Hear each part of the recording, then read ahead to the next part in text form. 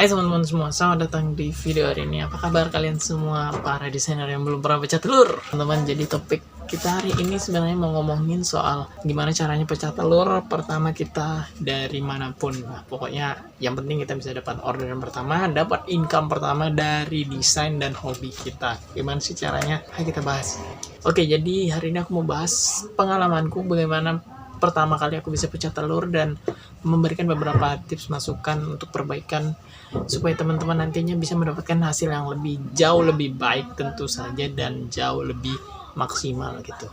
Oke, dimulai di tahun 2017 atau 2018 aku mulai buat belajar desain grafis. Di situ aku belajar kayak logo, flyer, baru habis itu desain-desain dasar lah kayak spanduk dan lain-lain yang marketnya memang gede. Lalu akhirnya aku tertarik ke yang namanya vector pixel, lalu aku mulai bikin vector pixel.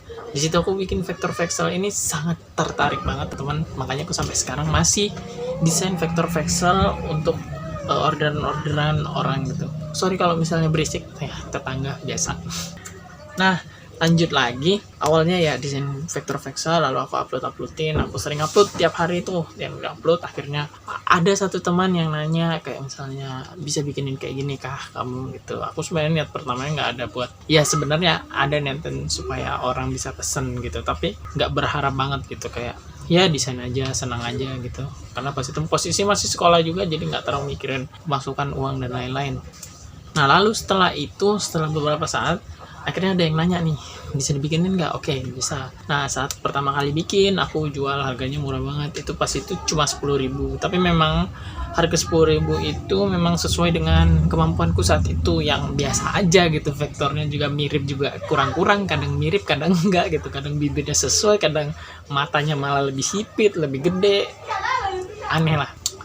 Nah setelah itu singkat waktu akhirnya aku layanin lah, aku kerjain dengan semangat, aku kerjain cepat gitu kan, aku kirim dan dia senang. Jadi aku minta tolong buat di repost dan di share ke teman-temannya. Nah pas itu aku main di Facebook, jadi akhirnya Facebook itu kan community base banget ya, jadinya ketika ada teman kita yang post, dia pasti kayak waduh bikin di mana nih. Jadi akhirnya disaranin atau direkomendasiin ke aku, jadi akhirnya mereka semua order ke aku dan mulai meningkat. Nah seiring berjalannya waktu, setelah orderan juga makin banyak, aku juga makin sering juga ngerjainnya. Sehari itu aku bisa ngerjain 2 kepala 2 sampai 3 kepala gitu seharian, dari pagi sampai sore, sampai malam gitu loh. Akhirnya skill ini setelah desain cukup banyak gitu ya, ngerjain orderan banyak ya, walaupun murah kayak cuma 10.000, 15, 20 gitu, makin naik harganya sesuai dengan kemampuanku. Akhirnya skillku juga makin baik kan. Nah aku juga sering post di Instagram, juga sering post di Facebook, sering juga berinteraksi sama teman-teman di Facebook. Akhirnya harga vektorku ya juga udah naik juga sekarang. Akhirnya aku bikin brand sendiri namanya Kado Kreatif, jadi itu kayak jasa kado vektor gitu lah, kurang lebih gitu. Jadi nanti aku cetakin foto dan lain-lain. Dan sekarang ya alhamdulillah rutin lah, per bulan pasti ada orderan. Kayak gitu kurang lebih cerita singkat gimana aku bisa dapat penghasilan dari hobiku, yaitu vektor pixel dari awal dulu tahun 2017 sampai sekarang konsisten. Oke, jadi aku teman-teman mau share beberapa tips yang bisa sangat membantu teman-teman ketika mau pecah telur atau dapat orderan pertama ya. Ini akan sangat-sangat berguna buat teman-teman, jadi bisa dimaksimalkan caranya sebaik mungkin dan lakukan secara konsisten. Of course, karena ya apapun kalau tidak dilakukan secara konsisten pastinya akan berantakan dan tidak sesuai harapan. Setidaknya kita bisa melakukan yang terbaik.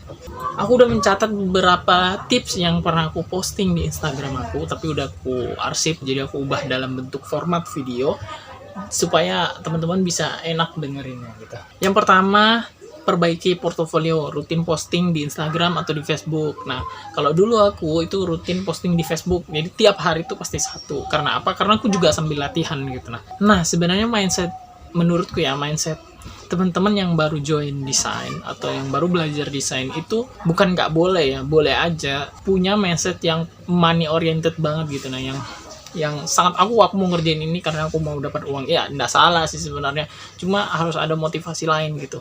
Ketika awal aku ngedesain itu motivasinya ya pengen bisa belajar desain gitu, keren aja gitu loh, kayak keren aja, keterusan, terus akhirnya suka dan enjoy gitu jalaninnya. Jadinya posting per hari itu adalah hal yang tidak mengganggu buat aku teman-teman, hal yang ya biasa aja gitu ya happy aja ngerjain dan tidak menjadi beban. Oleh karena itu teman-teman, mengupload rutin bagiku saat itu adalah hal yang ya aku senangi gitu. Jadi aku nggak merasa terberatin. Nah masalahnya teman-teman, beberapa teman-teman vektor atau desainer logo dan lain-lain itu kurang konsisten. Karena apa?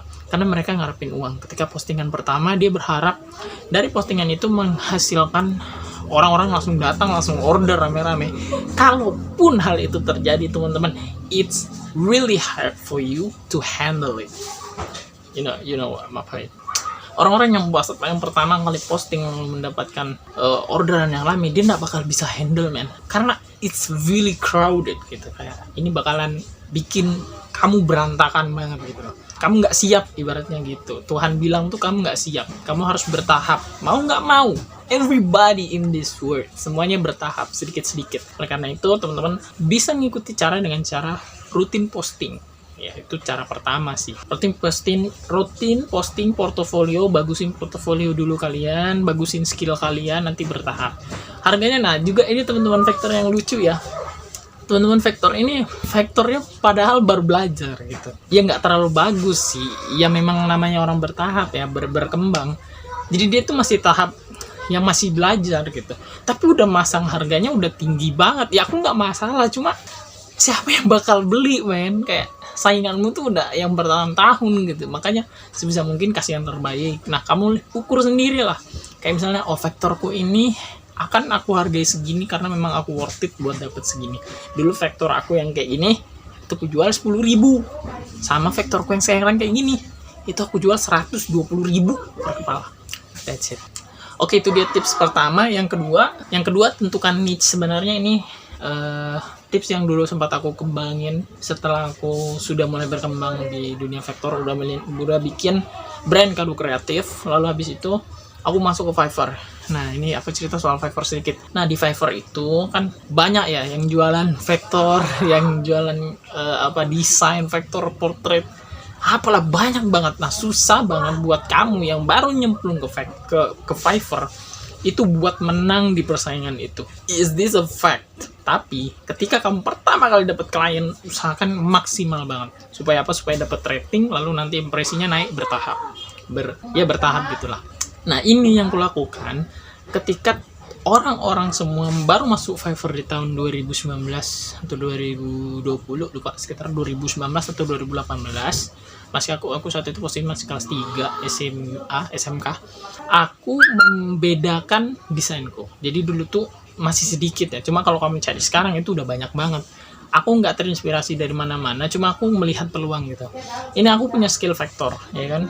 Nah aku cari, daripada aku bikin vektor voxel portrait biasa, aku cari vektor voxel portrait tapi ku combine sama e-sport logo. Jadi akhirnya kayak gini. Nah ini adalah salah satu juga gigs yang aku kembangin di Fiverr-ku. Kalau teman-teman kalau mau lihat gigsku di mana, di bawah bisa komen juga. Video-video sebelumnya aku ada share timelapse pembuatan dan juga yang ngobrol-ngobrol soal gaming logo tapi vektor voxel. Sebenarnya base-nya itu vektor voxel gitu teman-teman. Nah dengan cara niche kayak gini teman-teman bisa tahu market teman-teman gitu. Jadi spesifik. Kalau kalian cuma vektor voxel, market kalian luas banget dan banyak yang main di situ. Nah ini salah satu quotes yang menurutku keren banget bukan dari siapa-siapa, aku lupa dari siapa, pokoknya intinya dia ngomongnya gini, lebih baik menjadi hiu di lautan kecil daripada menjadi ikan teri di lautan besar. You know what I mean? Ya semoga you got the point. Kalau misalnya kalian nggak paham, komen di bawah nanti aku jelasin. Nah kurang lebih kayak gitu, teman-teman harus punya niche. Kayak dulu tuh aku punya temen, dia tuh vektor voxel tapi dia ilustrasi motor. Nah jadi targetnya itu orang-orang motor. Ada juga dulu sempat viral yang pet itu kayak hewan, vektor voxel tapi base-nya ke hewan. Nah lalu habis itu ada juga vektor voxel mobil, kendaraan, truk, terus itu sih kurang lebih yang banyak dulu rame ya, sempat rame di dunia vector voxel ini, komunitas vector voxel. Dan ya kayak gitu, kurang lebih teman-teman harus punya niche gitu supaya bisa mendiferensiasi teman-teman, dan juga bisa cari market yang lebih spesifik, karena kalau market lebih spesifik teman-teman lebih mudah buat jualin gitu. Terus yang ketiga, hashtag dan interaksi gitu. Kalau di Facebook itu penting banget buat kita interaksi. Jadi interaksi kayak sering komen ke teman-teman. Jadi komennya bukan bagus, mantap, jos, kurang itu kurang. Lebih bagus teman-teman yang masih main di Facebook nih, aku kasih saran untuk berinteraksinya yang memang benar-benar memperdekatkan gitu. Kayak misalnya ada orang yang bikin vektor nih, terus kalian komen kayak misalnya itu gimana ya teknik ini ya. Jadi cari sesuatu yang komennya itu memang berbobot gitu, ada isinya. Jadi terjadi diskusi di kolom komentar, sehingga postinganmu nanti algoritma Facebook bakal menangkap bahwa kamu itu temannya si ini. Jadi nanti kamu tuh bakal muncul di berandanya dia atau di beberapa beranda teman dekatnya si orang ini yang sering kamu komen kayak gitu. Jadi sering-sering aja komen buat orang-orang yang sering muncul di beranda Facebook kamu. Lalu juga sering-sering nambahin teman atau berinteraksi dengan orang-orang yang memang bukan dari desain ya, tapi lebih ke spesifik market gitu. Kayak misalnya kalau kamu main di motor, masuk komunitas motor, lalu kenalan ke skala 1 atau 5 orang, atau pokoknya ya sebanyak mungkin lah. Kenalan ke anggota, terus nanya-nanya soal motor. Ya kalau memang kalian suka motor. Makanya teman-teman kalau mau berhasil gitu di dunia vektor, menurutku coba kawinkan antara vektor nih yang kalian bisa, yang kalian jago, sama yang kalian suka. Kayak misalnya motor. Aku kan suka gaming ya, suka nonton video orang main game, suka nonton Windows Bersaudara dan teman-teman. Nah akhirnya aku salingin, aku nikahin gitu. Akhirnya dia jadinya logo vektor gitu. Tapi aku juga punya bisnis kado yang lebih luas gitu, melayaninya ke customer yang membutuhkan kado, kurang lebih kayak gitu. Nah teman-teman, jadi kayak gitu, jadi kurang lebih gitu ya. Tentukan niche dulu. Jadi kalian masuk ke komunitas, sering komen, sering berinteraksi ke teman-teman di niche yang target kalian, dan juga sering interaksi sama teman-teman Facebook kalian. Jadi sehingga nanti Facebook bakal rekomendasiin. Apalagi kalau kalian masuk grup ya, grup itu kalau misalnya kalian posting atau kalian komen, itu bisa muncul di beranda anggota grup yang sering aktif gitu teman-teman, atau yang paling dekat sama yang kalian komen, kurang lebih kayak gitu. Apalagi yang juga ikutan komen pasti bakal muncul juga profil kalian, nanti bisa jadi dia kepoin atau apain kayak gitu. Oh ya, aku juga sempat ini ya, nggak sengaja viral, yang lagi sedikit aku cerita. Jadi dulu sempat viral di grup Supermoto, aku bikinin salah satu member. Nah aku sebenarnya nggak tahu itu member dari grup itu ya, aku dapat postingan dari Instagram kayak repost gitu, aku bikinin. Aku juga pengen belajar ngevektor motor gitu niatnya. Jadi aku posting di Facebook dan Instagram. Lalu di Facebook itu ternyata ramai. Nah, supaya bisa keep ramai terus, stabil, itu statis gitu kan, kayak stabil terus ramai, teman-teman ketika dapat komen langsung direspon gitu. Kalau bisa di DM atau di chat gitu. Ini teknik yang aku pakai gitu, sehingga nanti kita bakal berhubungan. Atau enggak, yang komen di postingan yang kalian posting itu aku tambahin teman semua. Jadi aku tambahin teman semua yang komen di postinganku itu. Akhirnya rame banget gitu, kayak 5.000 likes gitu, kayak itu sempat paling atas dari grup itu, kayak terpopuler gitu. Nah itu dulu sempat kayak gitu. Akhirnya, nah ini contoh yang gue kasih tahu ya, karena posisi saat itu aku belum siap, juga market belum matang. Karena market motor ya, sebenarnya market motor tuh kurang mengerti, apalagi motor tuh bikinnya cukup capek ya. Terus aku juga skillku udah tinggi, jadi aku kasih harga sekitar 150 sampai 200 ribu. Nah mereka rata-rata ya terkonversi sendiri. Akhirnya sedikit aja yang order, kayak 5 orang, tapi sisanya akan jadi market. Jadi sisanya tuh kayak jadi leads itu kalau bahasa marketing tuh kayak kumpulan orang yang bisa kita kumpulin gitu. Nanti tinggal kita edukasi terus menerus gitu, nanti kita posting kayak soal motor, nanti lama-lama dia bakalan mau sendiri. Kurang lebih gitu teman-teman caranya. Jadi teman-teman tentuin niche kalian apa, lalu habis itu berinteraksi.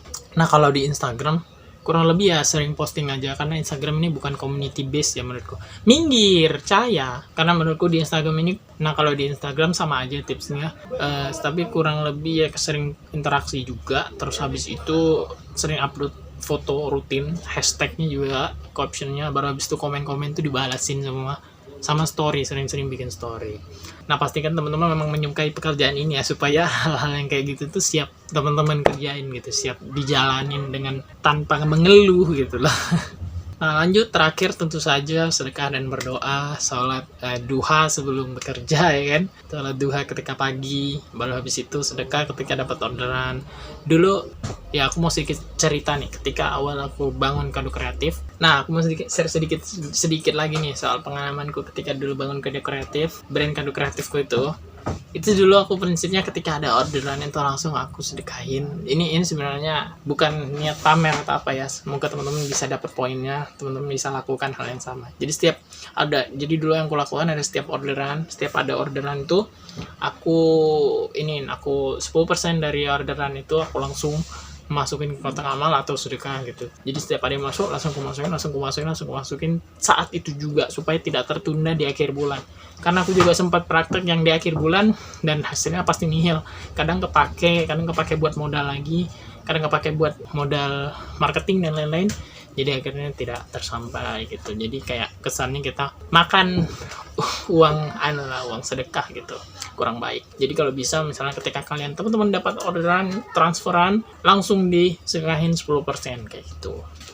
Juga berdoa setiap pagi, tentu saja sebelum kita memulai pekerjaan kita harus berdoa. Nah, kurang lebih teman-teman kayak gitu tips dan trik yang aku lakukan dulu, dan semoga bisa bermanfaat buat teman-teman semua dan semoga bisa ya bekerja lah tips-tips ini. Ini sebenarnya aku sharing dan semoga teman-teman juga bisa dapat inti dari video ini, tips-tipsnya bisa dipraktikkan, dan ya aku berharap teman-teman bisa happy dengan pekerjaan teman-teman sendiri, juga bisa hidup dari pekerjaan teman-teman sendiri. Bukannya nilai dulu.